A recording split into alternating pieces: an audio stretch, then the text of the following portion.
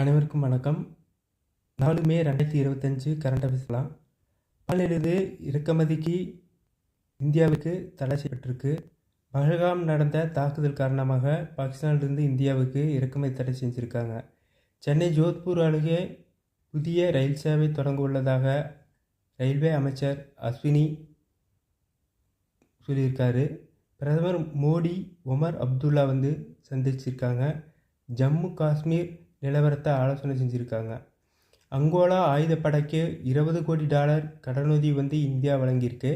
இந்தியாவுடன் பாதுகாப்பு ஒப்பந்தம் பற்றி இலங்கை நாடாளுமன்ற தாக்குதல் செஞ்சுருக்கு. உற்பத்தி துறை அதாவது HSBC ஆய்வறிக்கையின்படி கடந்த 10 மாதம் இல்லாத அளவுக்கு ஏப்ரல் மாதம் BMI அதிகமாக உள்ளது 58.2.